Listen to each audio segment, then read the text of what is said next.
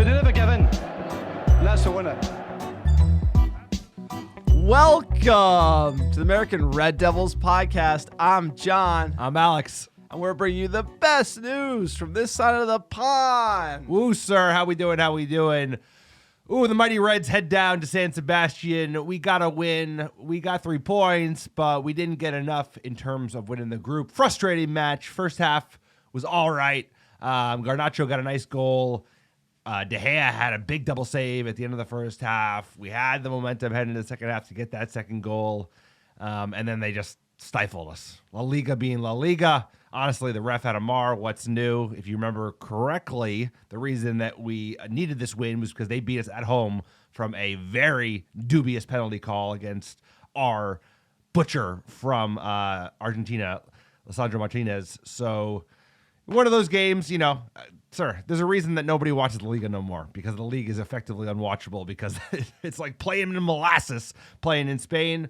Harry Magoo was getting thrown up front because, there just weren't a lot of options. Eric Ten Hag probably didn't get all the calls right in the second half. The midfield just couldn't pass through theirs. But what are we going to do? We got more games in February. We made it out of the group, but we have to do playoffs, in the next round. Explain Europa League to me. I have no idea. Sir, we're talking about Europa League here. I mean, look, it's a win. It's 3 points. Garnacho on the scene, a banger of a goal, links up with CR7, the legend, the GOAT. Bruno with a fantastic header on to Ronaldo. You get the win. You get the clean sheet. De Gea with a hell of a game. I feel good. This is just Europa League. I mean, Spanish team away, referee from who knows where. Paid off. It's all just a racket. You couldn't get more of a racket than a final group stage game in San Sebastian against Sociedad. So, look, you got to move on to the next one. You can't be perfect, but I'm not going to be crying about anything because this ain't the Champions League. I mean, this is Hans and Franz are going to be upset here, but it's Europa League. Let's not, people were kind of pissed we didn't win the group. He went with a lighter 11. Donnie started. I mean, he kind of switched it up. As he should. I'm more worried about Villa. That's what we're getting paid. I want to be getting in top 4. I want to be competing with the Chelseas, the Tottenhams, the Arsenals of the world. That's where I think this season should be focused. Europa League, hey, we're on to the playoff round and then the knockout round, and you know how I think about this competition. It's just going to drain the life out of us in the later stages of a season when we have real things to play for.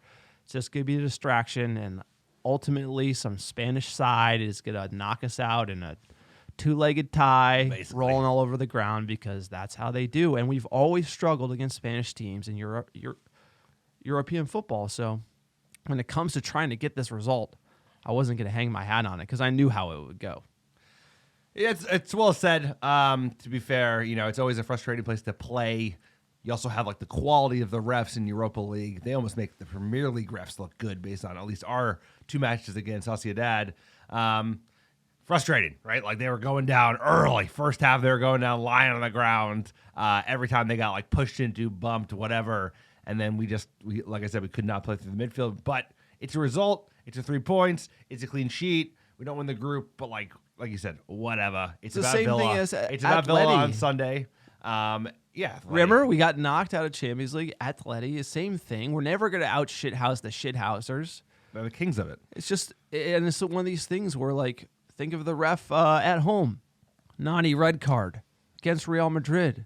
European refs. We've always shady. had this issue as Manchester United, the history of our club, short of 1968, coming back and winning the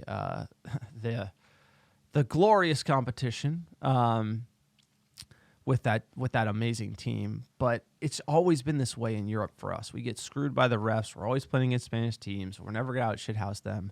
We get bad luck draws.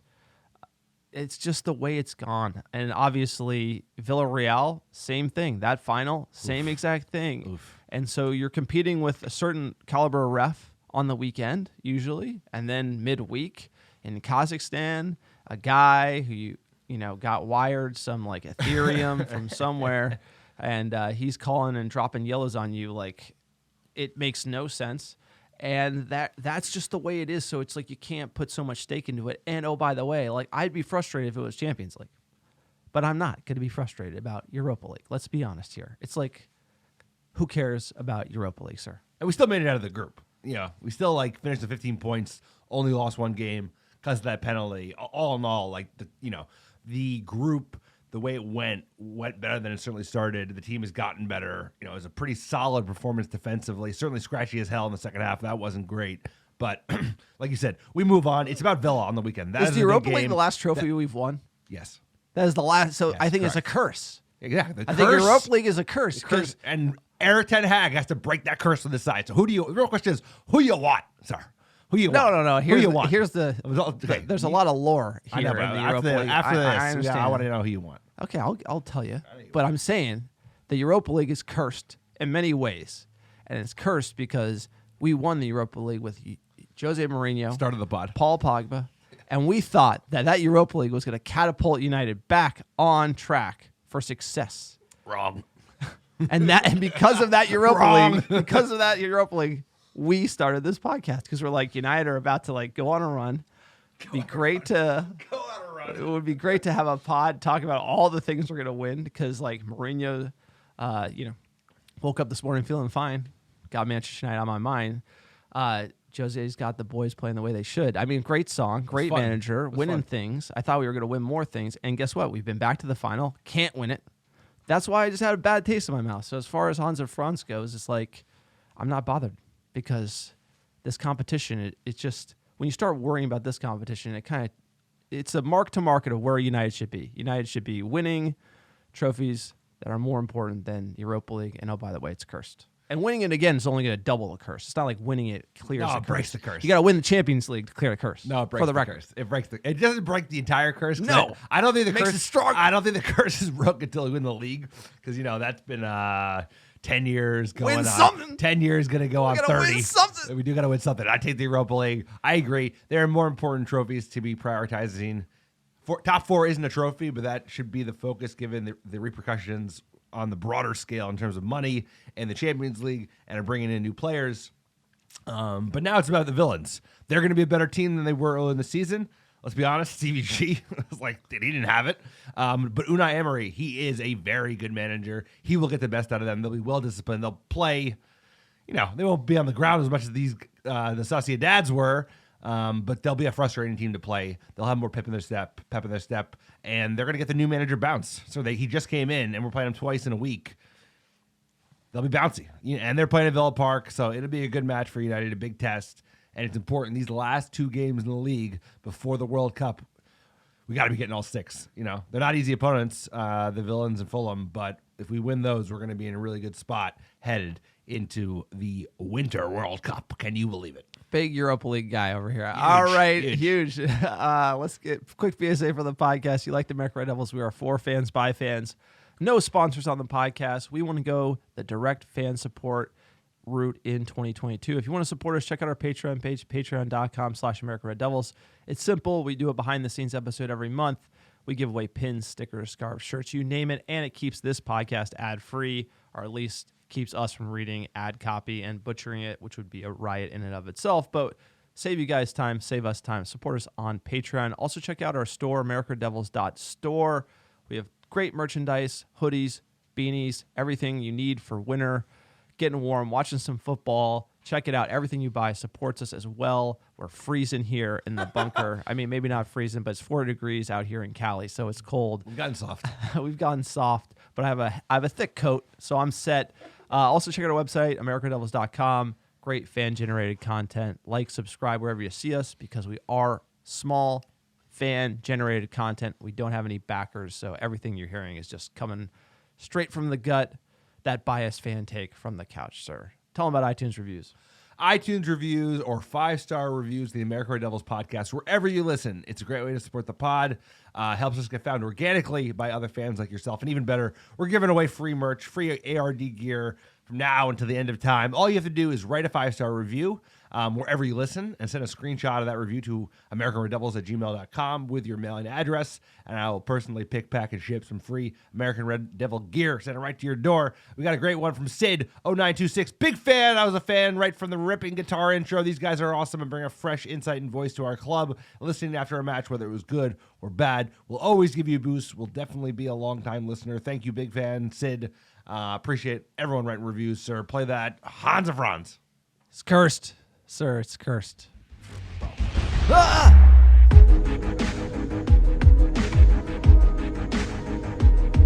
That's right. We're talking Europa League. You win it, it's double cursed.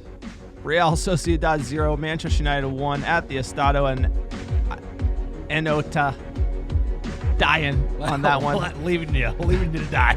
That's a hard one. Enota. Yeah, there you go. Something like that. It's the final group stage match. You knew the ref would be a problem. You knew He was. The Spaniards would be a problem. Ten Hag goes with the 4-2-3-1. Dave saves world number 1 in net. Luke Shaw left back. The Butcher and Lindelsoft at center back. Delo right. Eriksson, Casemiro, Van de Beek midfield. Interesting. Donnie comes in. Then you got Garnacho on the left. Growing into the team. CR7 up top. Bruno Fernandes on the right. Interesting lineup from Erik ten Hag. How are you feeling about this one? Very interesting lineup. Very interesting lineup. You know, obviously Donny Van de Beek gets his first shot in a long time. I'm not sure he took the most of it. Lindelof being preferred for Maguire. That was like a kind of a big shout out in this lineup. It shows that, you know, where Harry Maguire is in the depth chart. And then Garnacho getting another start on the left. Bruno's obviously going to play. He can't play on the weekend because of yellow card accumulation. You know, I had some questions. A lot of midfielders, but I figured, like, they're going to congest the midfield. You want to be able to play through that. That's probably what he was thinking. But, you know, not everybody covered themselves in glory in this game. I think the back four played really well. De Gea played well.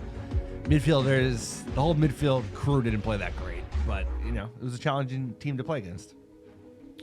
And like you said, you're playing against the referee. It's true. Whoa!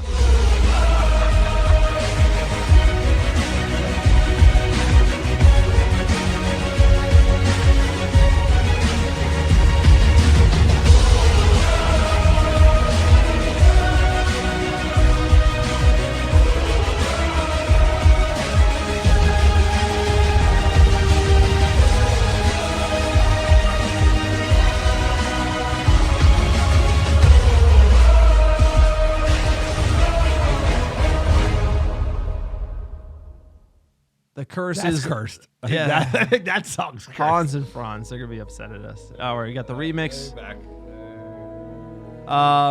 So look, jumping into the game, starts cagey. Sociedad, they press United super high, but we didn't have to wait long. I mean, absolute banger of a goal from our Argentinian young winger here, Garnacho.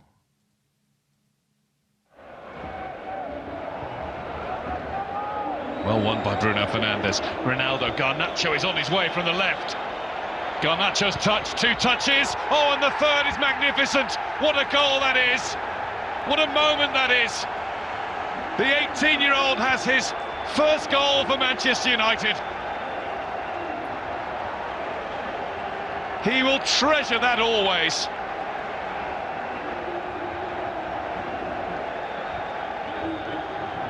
Halfway to what they need to do.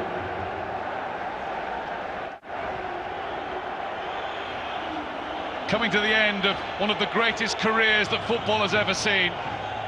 Scored by Garnacho at the start of his journey. The end, he's going to be playing in LA for another 5 years. Ronaldo's not going to give it up till the late 40s. At least. Hopefully he goes out better than Tom Brady is at the moment. But look, what a goal by Garnacho. First of all, said he's ready. Whatever he did with Ten Hag, he dug himself out of that hole. He showed up late. He dug a left hole. early. You have to acknowledge he dug a hole. Clearly is like good. He's clearly a legit player and an awesome youngster, which again the academy provides.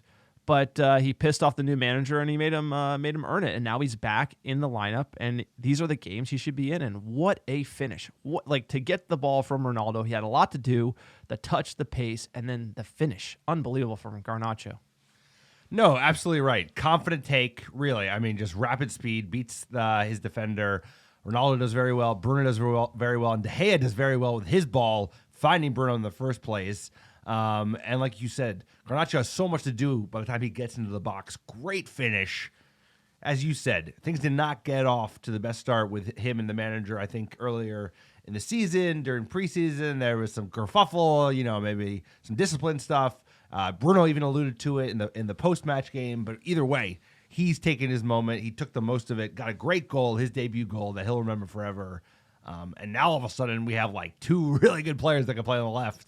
Obviously, Rashford's probably the preferred one, but Garnacho, he's probably second up. I think he's playing better than Sancho at the moment, offering more of a threat, more direct, because Sancho is not looking in high form. Who? Yeah, exactly. Impossible meat pie, Jadon Sancho. 27th minute, Garnacho with another nice chance, but he blasted over. This one a little too much. He overthought it, and then I think he slipped as well. 34th minute, United with another great chance. Chance to break, but Bruno puts a little too much on it for CR7. And then this one in the 42nd minute had to be a goal. Ronaldo one-on-one with the goalie. Tries to chip him. Hits the top of the net. Ronaldo should do better here. And this was it. You were hoping you get a goal in the first 20 minutes against a tough side, that we're going to go on and get that second goal. This was just because of how the way the second half went, where there was like very little football was played. This was the big chance. This was the one that, if you get this, you're cruising. Fortunately, Ronaldo he overshot it, put a little too much on it, and lands on the top of the net when it should have landed in the back of the net. Yeah, well said. If you hit in the 15th minute, you should be able to get another one. But again, it's Europa League. Yeah. It's like Europa League. We're going to be playing some from the Champions League. I don't necessarily hate that at the end of the day because we need to be playing top teams. I'm not thinking about winning this competition. I'm thinking about getting Garnacho playing time. He's going to work his way into the first team. I like the looks that we're seeing. And oh, by the way, 44th minute, De Gea, world number 1, 2 great saves. The fact that he's not included on the Spain World Cup roster is insane. Like, De Gea he's in good form right now. He is. Started the season a little rocky. And he's playing great. He's playing like he wants that 375 re-up. Let's go. Yeah, no doubt. We should keep him on the discount, but right, like he is playing now. He's playing like a 375. He's playing like he wants that re-up, bro. Yeah, like, it's like, he is. And you know what? Play to the incentive. Play to the incentive. Just give him a year. Be like, you play like this, you get one every year. And I like that, but we do need someone else coming in. But De Gea in good form, you like to see it. He was active in the second half as well. This is when, you get to the second half, Sociedad, the falling, the whining, the crying, the yellows, it all just kind of goes that way. We couldn't get anything going. Ten Hag threw the double sub at it. Rashford and McTominay for Lindelof and Donny. Didn't work. Nothing doing. Then the double sub, Fred and Magoo for Garnacho and Eriksson. Maguire getting up top. 90th minute, scramble in front of goal, but Casemiro was offsides, and then a late corner comes to nothing. It goes to the judges' scorecards as 1-0 Manchester United. XG was really tight. I think it was like 0.99 for Sociedad, 1.01 for Manchester United. Close. So we did win. The difference maker probably being David De Gea. Yep. And we pip them, but it ultimately doesn't mean anything because we follow up. We come runners up in the group stat sheet. Manchester United had 4 shots to their 13 shots on target. They had 4. We had 1. So again, I mean, we're kind of getting away with 1 here, but they weren't trying to win. They were trying to not lose by 2. So a weird match, but I'm glad Garnacho burst onto the scene there. He got his goal. The players that have been playing well continued their high form. De Gea, the one you mentioned, Lisandro Martinez, he goes from strength to strength, our best defender, probably by a mile, also because of his consistency. Dalot played really well. Again, Shaw looked good. And as you mentioned, Garnacho played very well. And Ronaldo playing a role. He should have had a goal, that chance late in the first half. But like you said, who gives a shit? It's Europa League. It's about the league. It's about beating the villains on Sunday. And this the clean sheets continue. I think we haven't let up a goal in like 10 hours of football, so that's encouraging because even if we don't make it as the winner of the group, we're still winning, and we won this match away. Tough opponent. We move on. Now it's on to Sunday. And Garnacho, at 18 years and 125 days, has become Manchester United's youngest non-English goal scorer in major European competition, overtaking George Best. And that is a huge name. The group ends Real Sociedad at the top. And that was that they have that 8-goal differential, 15 points. Manchester United, 7, 15 points. Sheriff, or Sharif, like you like to say on the podcast, -6, 6 points. And Ammonia with 0. But what do we know? Let's check in with the manager, Erik ten Hag. It was a win, but ultimately not quite enough to achieve the task you wanted tonight. How do you feel? You not always get what you deserve. So is football. When you first leg, you get the penalty. What isn't the penalty? Today we win. So I'm happy with that. I'm happy with some other things like the performance from Garnacho. Donny back in the team. I think we make a really good goal with Garnacho. Some good chances as well, first half. So that was a win from today, but of course we are disappointed.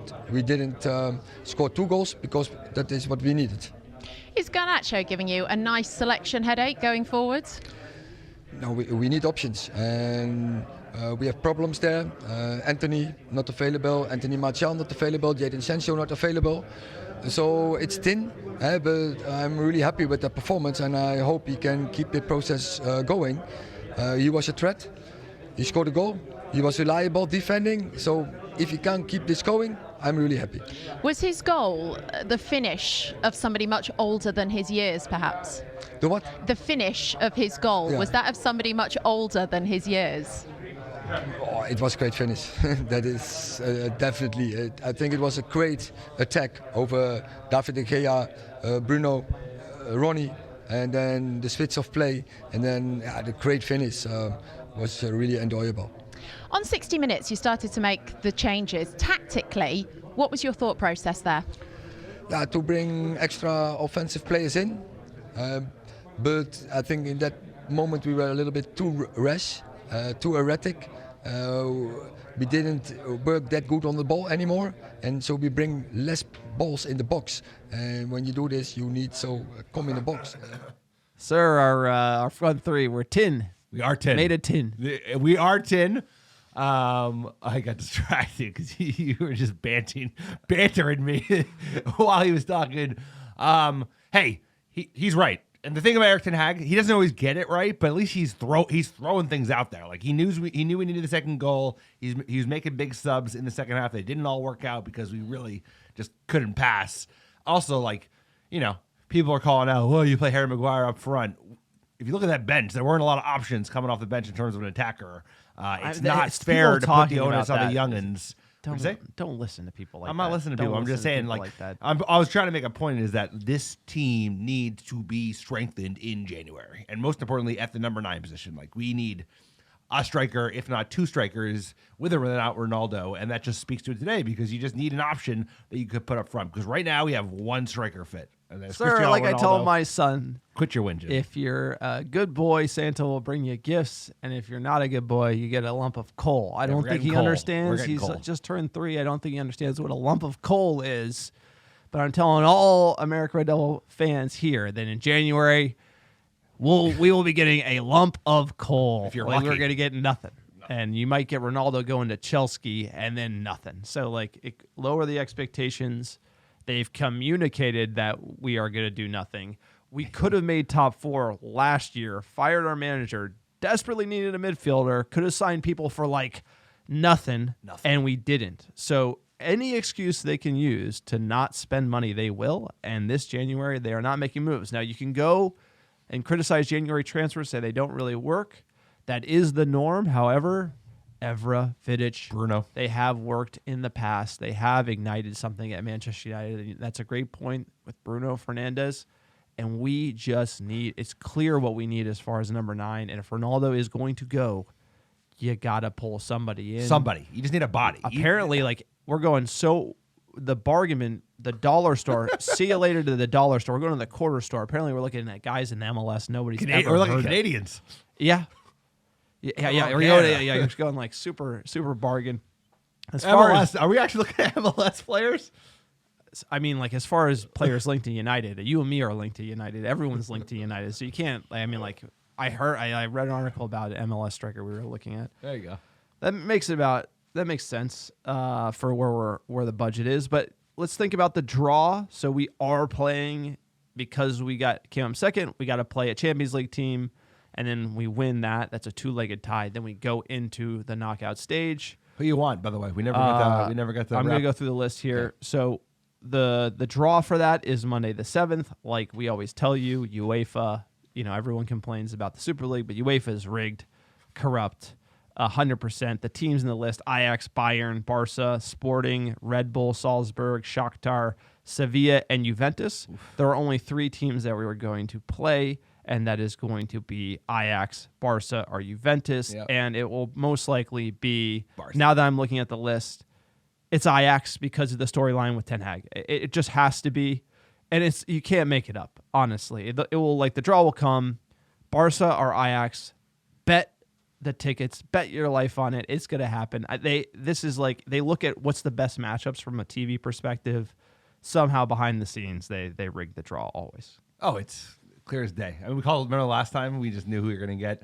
This time had to redraw. And they redraw. And they still we called PSG and they redraw. A fix is a fix, sir. We're going to get Barca, is my opinion, because last time we played Barca, if you remember, was Champions League after the PSG. Oh, what a night kind of night. Yeah, that's the best Champions League we've run in had in a decade. And then they had a howler, and they had Messi back then. So that's who I'm expecting. That's actually who I want. I think that'd be a good test for United, and also I'd love to humble them after the Frankie de Jong just like soap opera all summer. But either way, like you said, no, it was Barca in the quarters. It was the quarterfinals. No, I know. It was after, I'm just talking about like they're going to be in the pot. That was the last time we played them in Europe. Was that 19? I don't even remember at this point, but I think we're going to get them. I hope we get them, and I hope we beat them up. Xavi, that club's going into receivership because I don't know how many levers they got left, sir. How many levers you got? You're looking at our long lost cousin there because Barcelona, horrible ownership. Too much debt. We're going to be selling off TV rights. Oh, yeah. We're going to be selling naming rights to the stadium. We're going to be cutting off limbs, selling kidneys soon because the Glazers have put us in that position. So this guy likes to have a laugh at Barcelona, but at the end of the day, that's the road that we are about to get on because the Glazers got no money. They need money, and something's got to give. So they don't sound like they want to sell. All that's going to mean is going the Barcelona route, and you're going to see it. Well, I think that's got to be the comp that we like look at and use as a reference point of like why we cannot allow the Glazer family to continue to sell off this club for parts. Like you said, the next thing is sell off TV rights for 2 decades, 2.5 decades, and then cash that out and just bank it, sell the naming rights to who, God knows who, and then just bank it because they're not going to spend any of that money or like only a percentage of that money. The rest of it will just go into their bank accounts. And that should be just a reminder to United, like we cannot leverage our future or allow our owners to continue to just like degrade our chances when they eventually leave. Because if we sell the name rights and then they eventually do leave, we're going to be stuck with a fucking boat anchor that is going to take us decades to clear out. And that is going to, inhibit our ability to compete for years and years. So that's the reminder is like, don't let them get away with it because they're going to try. They're never going to stop trying as long as they are at this club. The Glazers are insatiable. So they're getting away with it. Their greed is limitless. So they're getting away with it. No, they're going to try to. We're yelling into the wind. wind. Tell you what, Glazer out is like nobody. I ain't seen nothing. No, it's all just like, I did see a United fan get their flag taken yesterday. Here's the deal. At Sociedad. It's fickle. That fans are fickle. It's always, we've read the histories of Manchester United. We've read the histories of the in the early 1900s, the boycott against ownerships and how that doesn't work. They tried to not go to games. That fans have always been disenfranchised with the owners, and if the team's winning, no one is upset.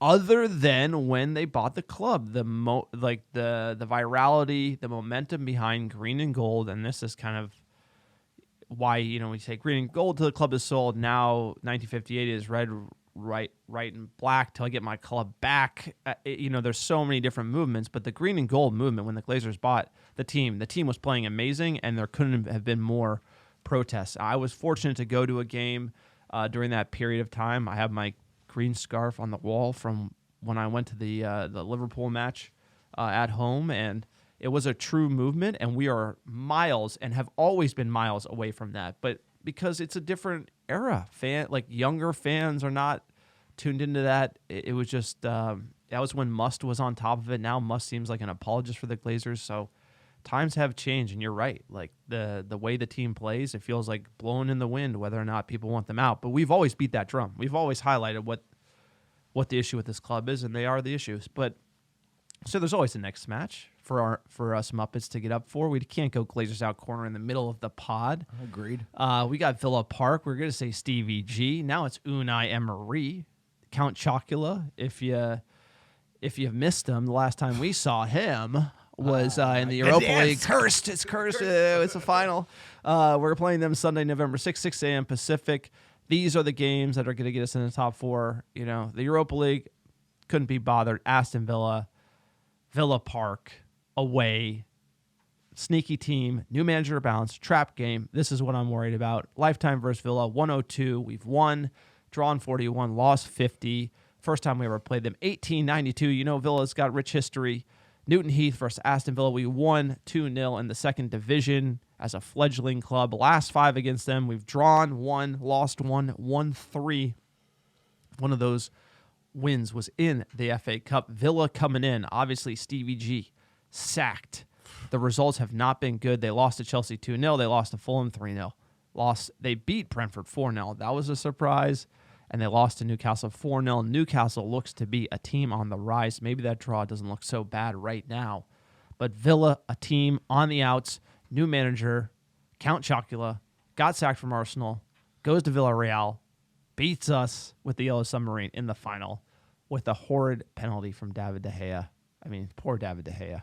But yeah, again, just a lot of salty. Can we avenge Gdansk? I think we have to. He's just gotten in. They're going to be bouncy. They're a solid squad. They've got a lot of good players in the mix. And he's going to get the most out of them over time. But I think we got to bring that kind of spite. Some of these players that featured in Gdansk, what was that? It feels like yesterday. Only like over a year ago, May before last. That's what you get when you care about Europa League. Sorry, we care about Europa League. That's what you get when you care about that competition. You're like, oh, we're going to win it. I know Rashford wants revenge. McSauce wants revenge.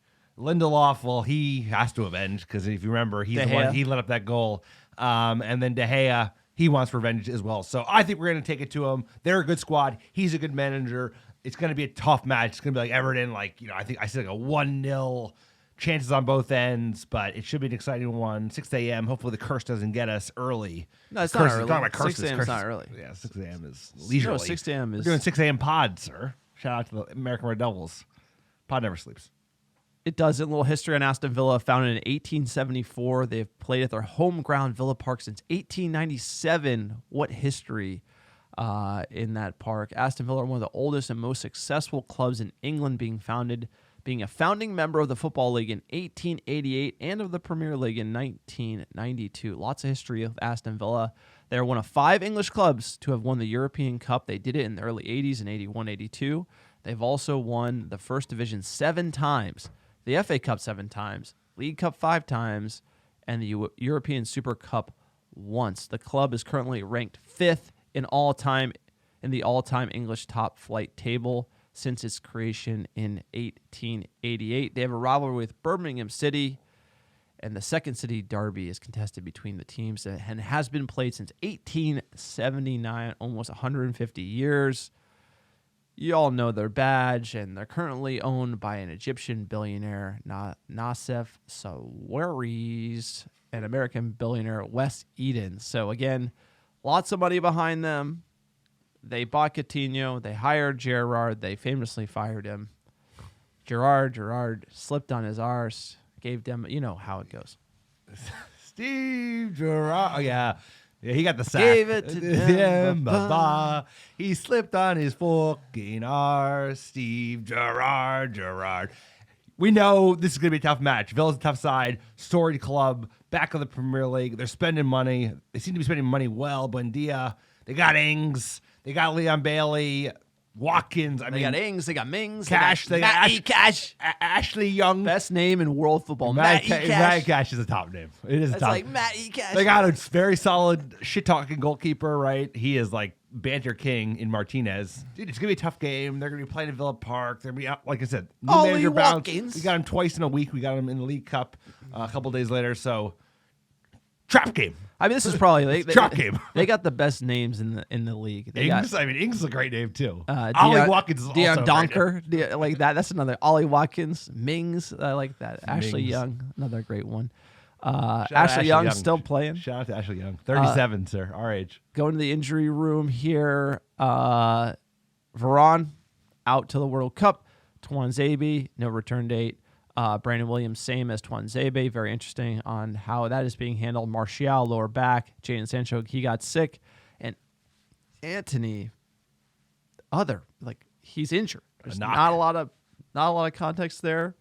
I imagine with the World Cup looming, you're going to see players kind of opting out, trying to get healthy. It's the World Cup we're talking about, and it's crazy that we're still playing given the World Cup is right around the corner. We're going to play for 10 days, up until 10 days. It's going to be insane.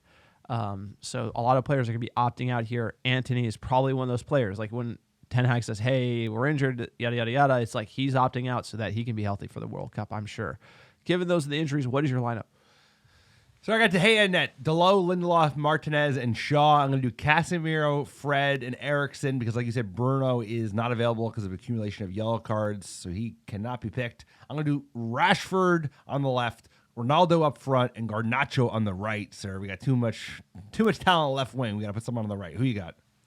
Sir, I hate to say it, but I got the exact same lineup There that you do. Let's go. Because there's not Donnie's not starting. there's not a lot his of performance. availability, and like you said, Garnacho looks to be the most dangerous. But I would maybe switch Garnacho, put him on the left, put Rashford on the right, because he could go Rashford at He could switch back and forth. he could do Alonga, Garnacho, Rashford. It will be interesting to see what he does. But I'm beating the Rashford on the left drum, so we'll go Garnacho on the right. But it's gonna be interesting to see how he solves it. What are the bookies' odds for this one? Sir, Villa are the underdogs plus 240, the draw plus 250, and then United the favorites at plus 110. What is your score prediction? Ooh. 2-1. Who? We beat him. We beat them. I love it. We beat them 1-0. I think it's going to be like Everton's just tough match, back and forth, highly contested. De Gea is going to be called into action. Lissandro Martinez, he's going to be stretched. Everton was 2-1, I think. No, it was 1-0. Okay. Okay. Well, Find out. we'll figure out who has brain damage. You Yeah, or me. both of Let's us. go. There you United go. in the news.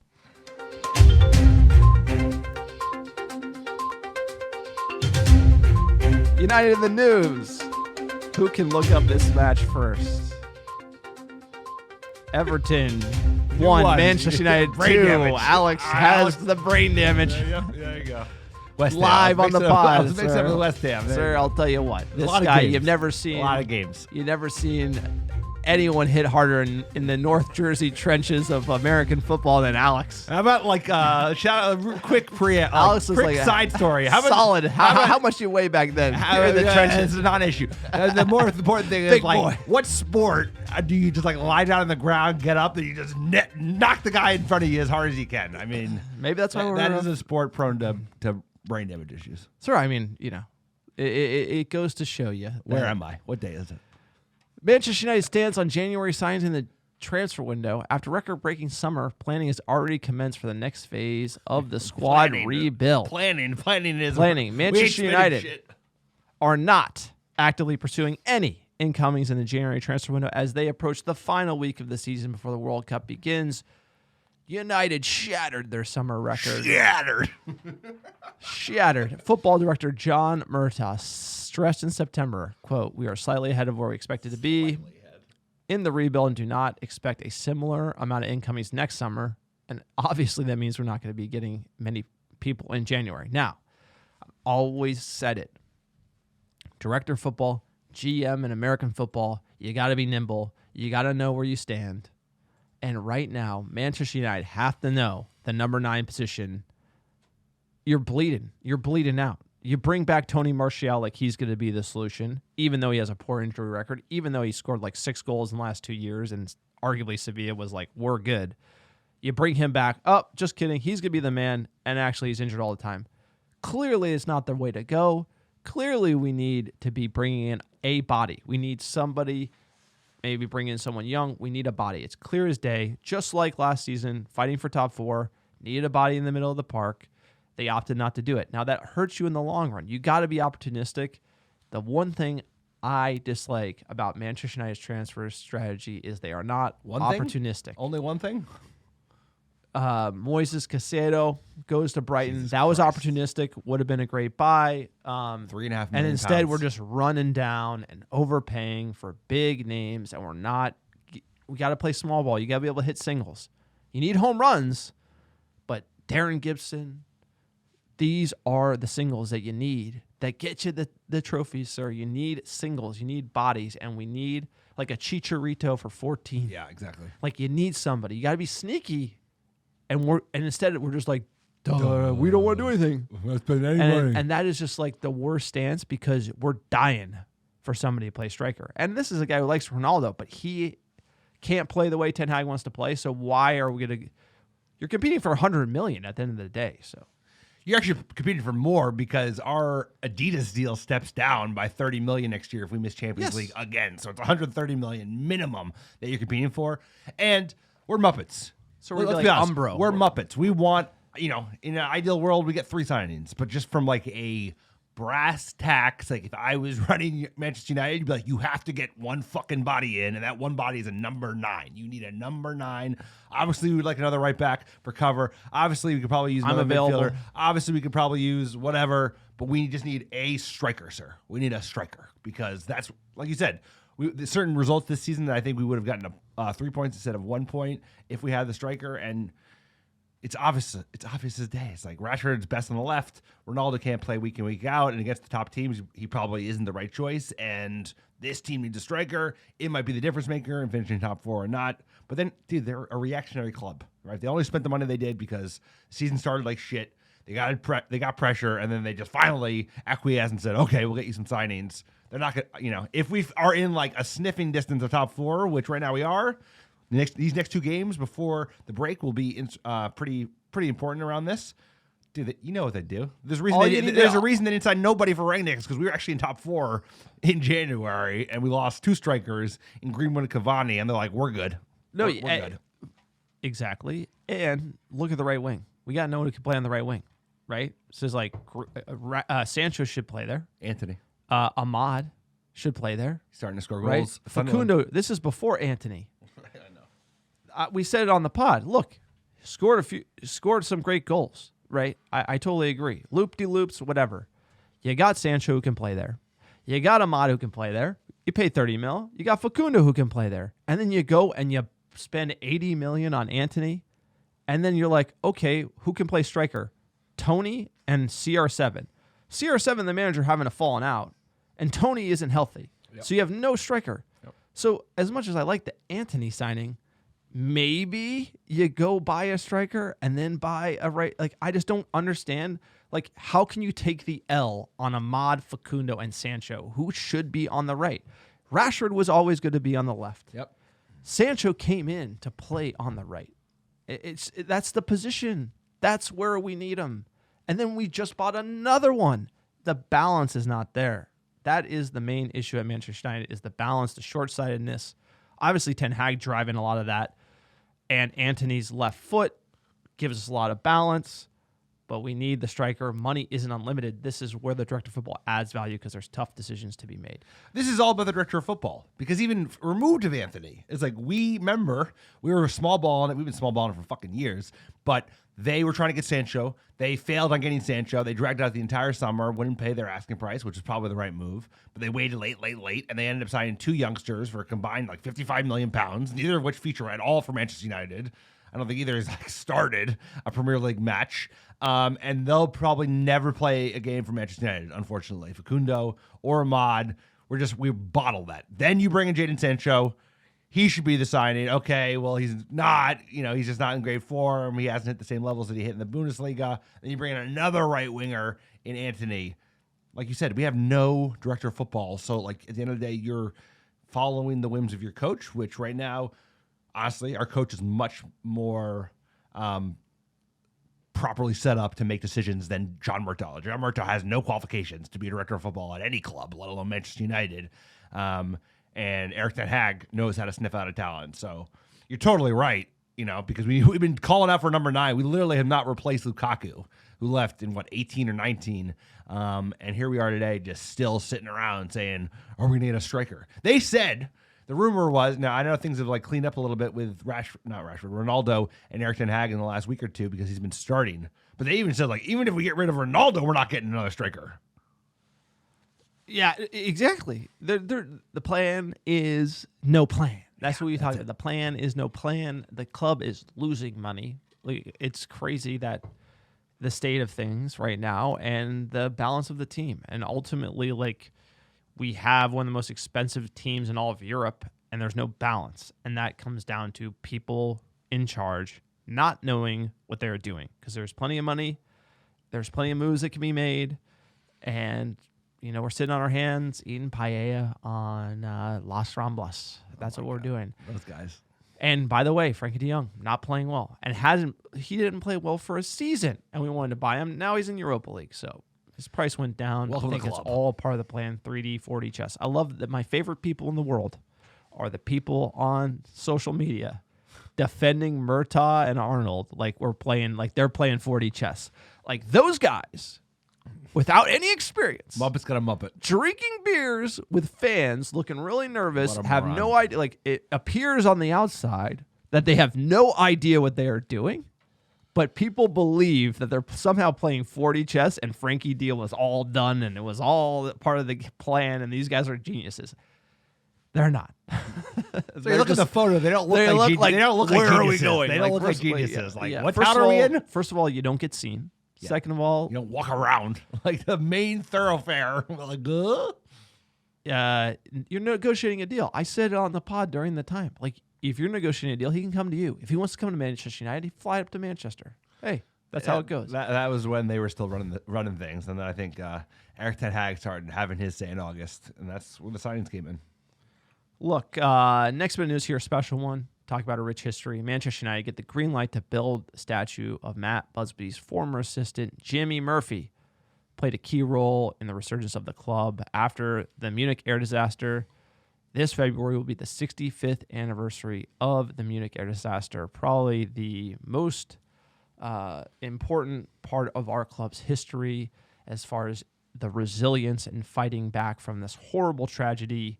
Jimmy Murphy, for those who don't know, he was an assistant manager to Matt Busby, the great Matt Busby, who was on that plane. And when he was injured, Jimmy Murphy took over the reins of the club. He was actually coaching Wales at the time, which is why he wasn't with the club. He took over the club as Matt Busby healed. Nobody knew he was going to come back. And when he did come back, he remained his assistant. He was a huge part of the youth movement at Manchester United. The Young Player Award is named the Jimmy Murphy Award at the club. He never went on to coach despite multiple offers. He always stayed by Matt Busby's side. A Manchester United man through and through, and an absolute legend of the game, someone who shepherded the club through its darkest days, kept it running for a great legend and supported that great legend and was integral to the youth academy, building that out from scratch at Manchester United, a true legend. So they don't always get them all wrong. This one is absolutely right. Jimmy Murphy, legend in the game, and it's men like this who built this club and made it what it is today. And it's sad to see the Glazers owning it. Yeah, I'm sure they had very little to do with this, but either way, it's great to see from the club a storied figure in the history of the good days and the bad. He was through it all, right, from 58, the crash in Munich, to 68, lifting the European trophy only 10 years later and being integral in the build out of the Busby Babes. And someone who should be remembered as a key figurehead and the type of personality and resiliency that is inherent in Manchester United, that is a huge part of who we are and why we will never die and why we will eventually rid ourselves of this parasitic Glazer family from the ownership structure. But shout out to Jimmy Murphy. Great to see. More of that. Steeped in history. We're not like the rest of y'all. We're Manchester United. Let's go. This story. Jesus Christ. Why'd I include this? Next bit of news. Jude Bellingham becomes Manchester United's top transfer target as Eric Ten Hag eyes £100 million deal. Jude Bellingham. Now we finally have midfielders. Don't have a striker. I'm about to say, do we need a Jude? What are we doing? Could have got it for cheap, bro. Could have got it for real cheap. $20 million. And who's in charge of that one? Murtaugh. Murtaugh wasn't the director of football, but he was in charge of the youth academy, getting the youngsters in. Holland, he bottled. Bellingham, hands were in this one. The time when all these young players were bouncing on United and going to Dortmund, he was at the helm. This one, we should not be in for him. No, we should not. At all. This is not what we need. Nope. Got Bruno, have Eriksen. Obviously, Eriksen's older. But at the end of the day, I think we need to be thinking number 9 here. And we don't have the money. So obviously I'd sign him and Holland in the same window, but we just can't pay for it. We don't have the money. No, it doesn't make any sense because he's going to go for big money. He'll arguably be the biggest signing next summer. A lot of top clubs lining up to get him. Our ship is set. Dude, he ain't coming to United. He doesn't want to come to United probably.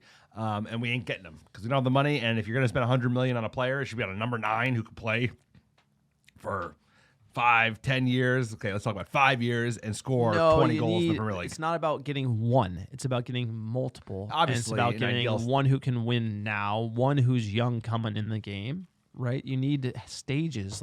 As the director of football, you need to be managing the roster in a certain type of way. And speaking of managing the roster, apparently the man to solve all of our problems is Choupo-Moting.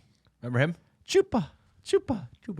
He's going to be the replacement for Cristiano Ronaldo. How do you feel about Choupo-Moting coming in and replacing Cristiano Ronaldo? I mean, it turns out if you can't do it on a cold night in Stoke. Remember those nights? Stoke was such a pain in the ass team to play. And then they were replaced by Burnley. Burnley became that tough team to play. Burnley's gone. I don't know who the new Burnley is, but he has been playing decently well for Bayern. Obviously, they're a top club, scoring goals. He's a tall lad, fits the profile. He's a little bit on the older side. 75 games for Bayern, 27 goals, 9 assists. So, I mean, he's come off as a substitution 51 times. So, he's coming off the bench for Bayern, not getting a lot of starting time. So he's an older, he's also 33. Disenfranchised bench player for Bayern Munich is going to be the solution at Manchester United. Now, look, that's not a bad solution, but we also need Sesko. You sign Choupo-Moting, you sign Sesko, Tony Martial gets healthy. You're talking about enough at the number 9 position. Not going to win the league at the number 9 position, but you're talking about something. But this is very credible because he's old. He's old, right? He's over the hill. He's out of contract in the summer. That's a United special. It's they don't want to spend money. You think they're spending $100 million next summer? No fucking way. So we're not even in the good and cheap bid. No, anymore. we're in the free and cheap because this is a free transfer. Yeah, but we also went for the 80 million frosted tips bin. It makes we're never going in the middle. Why don't we just we need more Eriksen. We need more value. Malacias of the world and not waiting late on Anthony and Casemiro, so you have to overpay by each of them by 30%. So that's where we are, sir. That's where we're at. We either overpay or buy absolute dog shit. That's and this is the insanity that we live in. The movie that just keeps playing, the 10-year journey to where we are, sir. At this season and what it represents. This season ending will be 10 years, sir. 10 years counting since Sir Alex Ferguson won that title with that amazing goal. Rooney to RVP. Let's go. That feeling that we had, it was just ringing the cash register. Win. Yeah, it's gone. Win. It's gone. Woo, win. Nope. One season. Okay, then we're back. Win. It's just nope. it was just, now we're just dying. No, we ain't no good. Dying.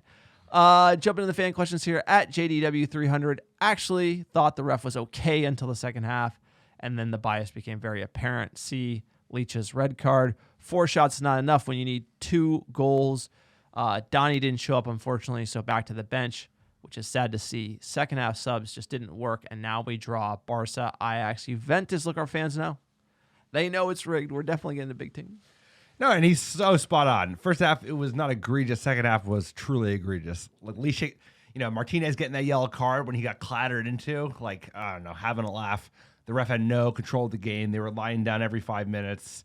Like I said, nobody watches that shit league anymore because it's unfucking watchable. Unless it's the El Clasico. Sir, we know how you feel about La Liga. No, I love Sir, Spain. we know I how got you no feel. problem. I love Sir, Spain. we But the know how league is you like feel. dog shit. It's not watchable. Sir, not get it watchable. out. Get it it's out. not watchable. Get it it's out. like literally Just painful. get it out. It's like Like, watching this guy calls American me- sports with commercials. You It's called just me yesterday just like unwatchable. ranting about La Liga. You're like, Unwatchable. it's like, Unwatchable. Sir, Love we've Spain, lost a hate lot La of Liga. big games to Spanish teams, and the refs screw us. It's like the MO. Fuck La And Liga. clearly you're biased and upset, and this is what this pod is for. Yeah, well, they got me. Sociedad, the Sociedaddies, they got me. I knew what was going to be going in. I'm surprised he scored a goal. I know. You know, it's I'm true. surprised. I'm surprised they let us score a goal without just like falling over. They tried to stop that play, by the way. If you see, they were like, every time we got a head of steam, they would like literally tip over and act injured. Keep going. Sorry. Keep going. You got more? I do got more. I can go for hours. At Lauren Jr., quote, I don't understand Bruno playing the corner shot when Eric Ten Hag put Harry up top. Makes no sense. Put the freaking ball into the box. Thanks, guys. Love the pod. Lauren, look, as far as the corners, you and me have been talking about that. First of all, the service not beating the first man very often is like you have to beat the first man. And that's also Eriksson on the service too. So Bruno as well. It has been challenging for us. I mean, Delo did get that corner goal, but corners we've always struggled with, and a good Manchester United side doesn't struggle with corners. We make these work, but I don't like passing these corners out. I totally agree. Like, I couldn't believe that they did like this, the fucking clever corner kick where they pass it out and then trying to cross it in from a different position. Just like put the ball in. Just put the ball in. You guys slab-head. To your point, they have not been able to get past that first man recently, so it's probably what they were thinking. But we've always suffered with set pieces. We've been shit at it for years and years. We're finally kind of turning the corner a little bit. We obviously did score that to low corner, and that was direct one. That was no clever nonsense, but that was frustrating. I have to agree. We didn't get a sniff at it in the second half. We finally get a good corner, and we didn't do nothing with it. At Love the Bulls 18, quote, am I the only one where the urgency of needing the last goal was not there? Hanging onto the ball too long really killed us in the last 5 minutes. It was a strange game, I feel like Spanish teams suck all that energy out. In their home ground with like a dubious ref, like of course, like it's a tough place to play. They're up for it, right? It's a big time. They're playing Manchester United. It's, So San Sebastian is not like Barcelona or Madrid. It's not one of like the big, huge cities. So for them, it's a pride thing. It's a challenge to play. But we lick our wounds and move on from it. Like, I think the takeaways is the squad needs more depth. We need another number 9, and fuck La Liga. That's the takeaways. At Red Devil Woody, last one here. This is a solid take. At the end of the day, we've had 5 other games to pump goals in. Shouldn't be relying on the last game to win it. Letting Ammonia score on us shouldn't have happened. We need a striker in January on the Villa. Also, that's the whole thing. Everyone's like, oh, the horrible penalty that was called. Like, which is true. It's just like, it was a shit penalty call. Come on. Sir. It was. Sometimes fans of this team need to like pull their head out of the sand because you're complaining about a penalty call in the Europa League group stage when you're playing the likes of Sheriff and Ammonia, and you can't. It's like, if you can't score 7 against Ammonia, like, you got problems, It was like 3-2. We got problems. Yeah, we got problems. That's what sir. That's what I'm trying to say. It's like problems. This is tune-up stuff. If you're playing at a level where we should be to win the league, to compete for the Premier League, to compete for the Champions League, this isn't something that should bother you. It's clear. Over the 6 games, we weren't good enough. We struggled away against bad sides. And that is what this team is, and that is what this competition is. Now, I'm not saying it isn't hard, but at the end of the day, we deserve what we got. we will play Barcelona. It's going to wake up Barcelona, Manchester Can't wait. United. How much money is UEFA going to make off that? Plenty. Quite a bit. That is it. That is the podcast. If you like the American Red Devils, we are for fans, by fans. Pod never sleeps. Support the pod. Check out our Patreon page, patreon.com/American Red Devils. Check out our store, americanreddevils.store. Check out our website, americanreddevils.com. Like, subscribe, all those fun things. That all moves the needle for us. Honestly, reviews, everything, and moves the needle for us. We are a small-time operation. Sir, give us our top 10 cities last 7 days. Look at this list. Number 1, how you doing? How you doing? Diverse group. Cork, Ireland. Bangkok, Thailand. Chennai, India. Oof. Let's go. Nyko Big Moors, Denmark. Shout out to Denmark. Let us know how much I butchered that. Columbus, Ohio. Hercules, California. Pico, Rivera, California. Chicago, Illinois. London, England. And last but not least, Holyhead, United Kingdom. Appreciate all the American Devils listening week in, week out. We couldn't do it without you. Big game on Sunday. Got to beat the villains. Unai Emery. Let's remind him what Manchester United's all about. Villarreal, Gdansk, that ain't shit. We're Manchester United. We're coming to Villa Park to beat them up. Count Chocula has got nothing on us. Everybody have a great weekend.